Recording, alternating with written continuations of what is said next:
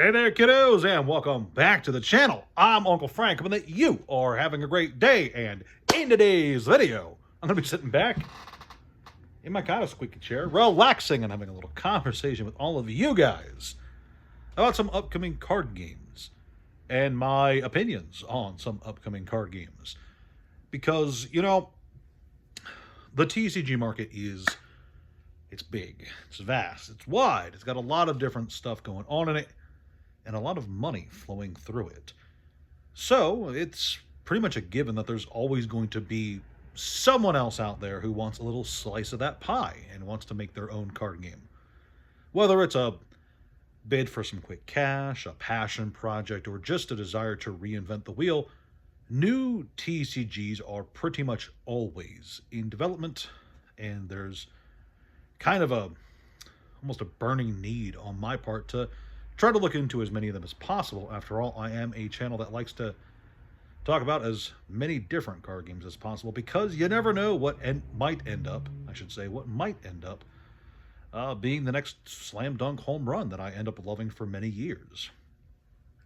I doubt any of these are going to replace Mega Man as my top game, but maybe they might. You never know. Some of these were brought to my attention through just random news.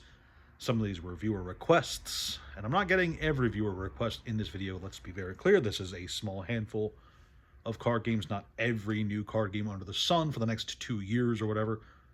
Just some card games that I'm aware of that I do have some opinion on or another. And with all of that finally out of the way, let's dive right on in with the one that I was most recently made aware of, and that is this one here. The Critters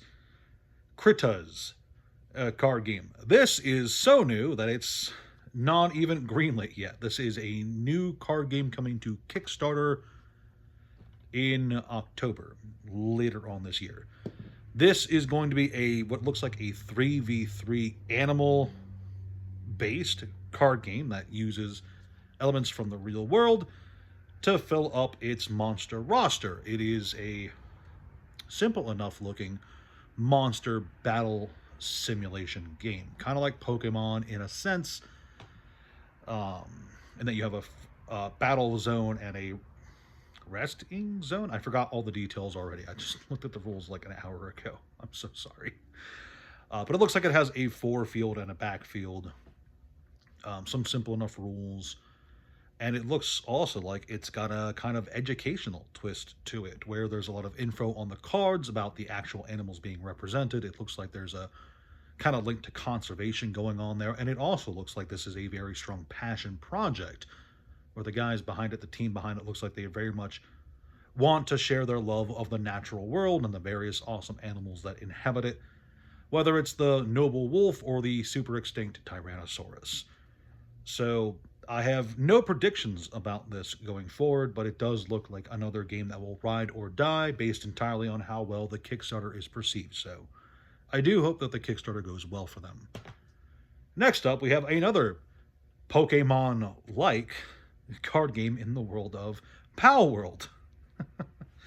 Yeah, this franchise managed to rear its head again. Palworld is an interesting and controversial franchise now, and I think Bushiroad has decided to take it upon themselves to produce a card game for it.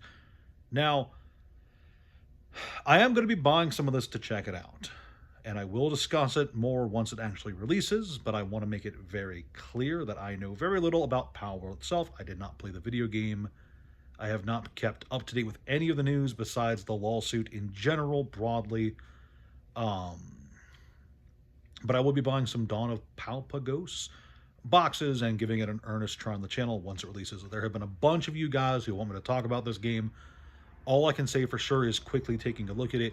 It is a 4-color based monster-themed card game. And like I said, I know there's a lot of opinions on the IP, but honestly, I'm just going to judge the game on its own merits rather than trying to compare it to a certain other monster-based franchise, because at the end of the day, I do believe that regardless of the origin of the card game, regardless of the brand behind it or anything like that, the thing that should matter most at the end of the day is, for the game aspect at least, the actual gameplay. And if it's good, I'm sure I'll be able to see the good in it. And if it's dog water, then, well, I'll judge it like Hyborian Gates. But yeah, there was a lot of talk about it, and a lot of people are interested in it, and a lot of other people are absolutely sure that it'll fail. I'm curious to see what actually ends up happening. So, moving on to one that I have a bit more to say on, the Naruto card game coming out next year. This is another Bandai Namco anime TCG. Fresh off of One Piece's massive success and Gundam's sort of success, Bandai has decided to go with another very popular, very long running franchise. Naruto is one of the more popular anime from the last 30 years. If I had to be honest, I've talked about it before, how once upon a time Naruto was like the big deal anime after Dragon Ball Z. Yeah, you couldn't find an anime fan who wasn't at least aware of Naruto. And I'm very sure that that popularity, or at least a lot of that popularity, remains today. I know that there's a sequel series. I tried it. I very much did not like it. Bort. But I'm sure a lot of OG Naruto fans, especially OG Naruto fans who are into trading cards, I'm sure it's going to see plenty of success. The Naruto franchise is big.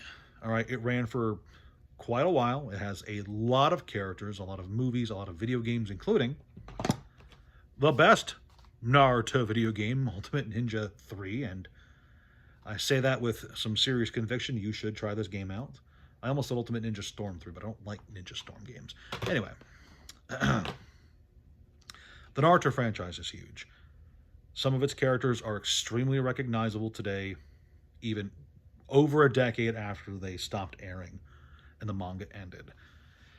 The gameplay itself looks fine. It is another leader-based game like One Piece, where you slowly bring in ally character cards to whittle your opponent's life points down to 0.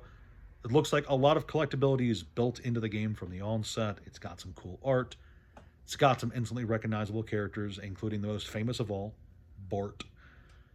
And I'm very confident that this has a lot of expansion potential, again, because of the multimedia that is Naruto. Books, movies, video games, etc. There's a lot of characters to pull from. There's a lot of ideas for different expansions, and the options seem almost endless.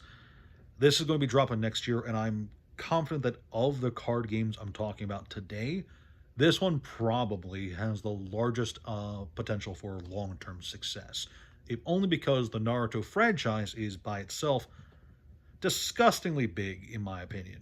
Maybe not as big as it used to be, much like how Dragon Ball Z isn't as big as it used to be, but Naruto is still a pretty big franchise, and it still definitely has its diehard fans, even now. But with that said, let's move on to the TCG that has the most upfront proof of success, and that is the Cyberpunk TCG. This Kickstarter was absolutely huge. It was funded in like 60 seconds. Had one of the, I think, the largest funding rates of any Kickstarter project ever. And it's coming out soon. I backed this one. I'm looking forward to giving this an honest try and telling you guys my overall opinions on it once it launches. And I'm very curious to see where it goes. The Cyberpunk franchise is older than a lot of people are aware of. It's been around for quite a while. I've talked about that before. It was an RPG first, then it had a video game and an anime, and it's had card games in the past too, but this is a strong IP, okay? Let's make no mistake about that. Much like how Naruto has some diehard fans, there are some diehard Cyberpunk fans who are also into card games, and I think that that's going to give this some staying power. In my opinion, I do not think the Cyberpunk franchise is as deep as it could be to guarantee longevity and a lot of material to use with expansions. There is a lot. There is a lot there. I'm not saying that it's shallow, but I am saying that I do have some concern for how often certain characters or things are going to have to be reused for the long haul. That, however, is something that we can worry about way later because I do believe that at least several years of good content are already lined up for this game. It looks pretty good. The cards look great. The core gameplay that I've looked at looks really fun. And like I said, it was fun. It was funded almost instantly. The day the page went live, it was already super crazy rolling in money. And I think that, as apprehensive as I am about Kickstarter projects in general, there is something to be said about how much money people are willing to throw at something before it's even out as a okay indicator about its potential success, just so we're clear. I do think this is the one that I'm going to be keeping the closest eye on. I think Naruto is going to succeed. I hope Critters succeeds, and I'm pretty sure Palworld's going to do fine. But Cyberpunk is the one that I'm going to be keeping the closest eye on, just because I'm the most curious for this one to see where it's going. And like I said, it's coming out soon. The backer pledges should be going out next month, I think, or September, maybe. Yeah, this is going to be a big deal, I think. And once product actually hits the shelves and people get around to playing it and we get to start seeing what the expansions look like, I think this has the potential to be a home run, is what I'm saying. And then finally, I think, because I don't want this video to run too long, I'm going to talk again about the Chaotic TCG. This is the one I'll talk about today that's special for a different reason. This is the first major returning card game I can talk about, or at least the first major returning card game that I think matters, right? I think so. Chaotic was a card game in the past. It came, it went, it had a franchise, it had a cartoon. It had some diehard fans too, but it did have its own built-in problems, especially with the variable powers of the same kind of card, and that was contentious for some people, I should say. And the announcement of the return has generated a lot of interest and fanfare.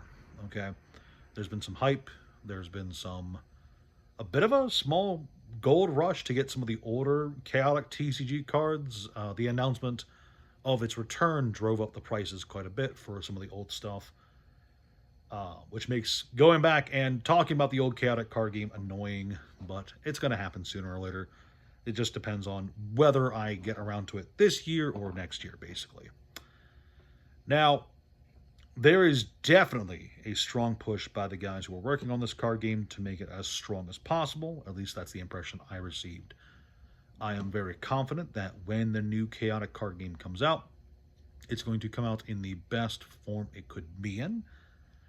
And I believe that second time might just be the charm. You know, we've seen plenty of card games in the past die and retain a very strong fan base after the fact, keeping the card game alive through fan support and community updates. To see an official revival of a card game, to see a card game actually come back from the dead, is something I'm interested in watching.